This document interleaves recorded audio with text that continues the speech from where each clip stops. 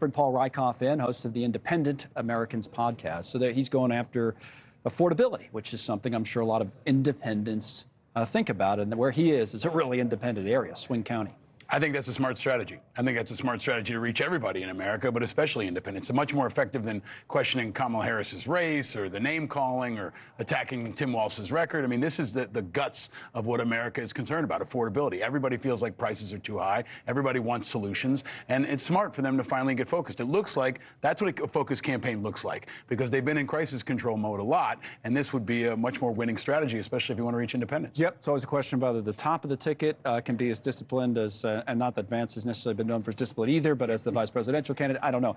Veterans issues is also right up your alley, and I want to talk to you about this issue that's come up over the last couple of days at Arlington National Cemetery, the Trump campaign. New York Times headline first. Let's put it in some context. Trump team clashed with an official at Arlington. The military cemetery said in a statement, federal law prohibits political campaigning on the grounds, and that, quote, there was an incident. The report was filed. Apparently, there was a photographer there. There's some back and forth with officials who were there. Now, as for what we heard from Paul Rieckhoff, he'll add to this in a moment. Let's put up Paul's commentary on social media with this photo of Trump giving the thumbs up you see there. Yeah, taking highly political campaign photos, giving a big smiling thumbs up over the grave of a fallen Marine, generally not allowed, definitely not cool, beyond weird, inappropriate at Arlington. And finally, the Trump campaign. This was Stephen Chung said. He's the spokesperson for the campaign.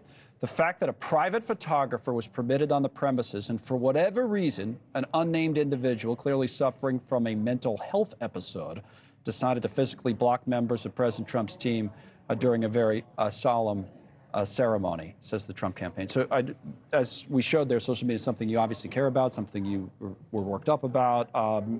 Now that they've responded, what do you make of all this? It's bad and it's wrong. I mean, I said in my tweet, it's not Disney World. You don't go down there to take selfies. It's a solemn place that must be respected. And I think most importantly here, Arlington National Cemetery put out a statement and they reinforced the rules. Right. The rules are in place for a reason, to protect that solemn space. And those rules apply to everybody, including the former commander-in-chief. So he's got to abide by those rules. I think it was an overly politicized event. And that picture speaks for itself. I think it's inappropriate. It's not the right kind of message, even for his political campaign. But the veterans community, large parts of it, are very upset about this, and it focuses on a pattern, right? There's been a pattern of missteps and insults, disrespect on the Medal of Honor and other recent issues. So it's a problem, and they're again in crisis mode. They say they have footage of this clash. If they have it, go ahead and release it. But either way, they've still got to abide by the rules of Arlington Cemetery, just like everybody else. Because at first there were people giving him credit for being there in person. Kamala Harris wasn't there. Joe Biden's on vacation and marking this anniversary from Afghanistan, which I also want to ask you about. H.R. McMaster, who worked, of course, for Trump in the White House,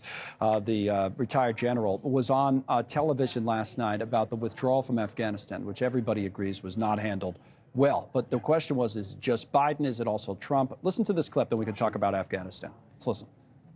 Does Trump bear part of the responsibility for what happened? Oh, yes. I mean, so the whole premise of talking to the Taliban before you leave Afghanistan, why the heck were we even doing that? You know, he was going to invite them to Camp David. Right. Even the Obama administration, when they made the mistake of pulling all of our troops out of Iraq in 2010, which really set conditions for the rise of ISIS and so forth by 2014, the Obama administration didn't negotiate with al-Qaeda in Iraq on the way out.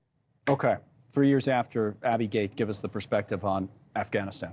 There's plenty of fault to go around. I mean, you could go all the way back to Obama. We were in Afghanistan for 20 years, and it was full of mistakes and full of missteps. But I think it is, in my view, the worst day of the Biden presidency. He was ultimately commander-in-chief at that moment. He was warned by me and countless other veterans advocates that if he pulled out too quickly, there would be a collapse. Afghans and Americans would be in danger, and that's what happened. It's when his approval rating really started. It did. It was summer of 2021. It was the bottoming out of the Biden administration. And it's really when he broke faith with a lot of the military and veterans community. They felt like he didn't have control of the situation, and they felt like he wasn't honest about how bad it was getting. And even now, nobody's been held accountable by him or by anyone else. And I think it's a real dark spot. It's a great American betrayal of Afghanistan. We've got friends that are still there dying under the Taliban, and it's forgotten for many people, but it's not forgotten for our veterans, and it's not forgotten for our friends in Afghanistan. Thank you, Paul. As always, Paul Rieckhoff. Now, thanks so much for watching. Just go to joinnn.com to find News Nation on your television provider. And don't forget to click the red subscribe button below to get more of News Nation's fact-driven, unbiased coverage.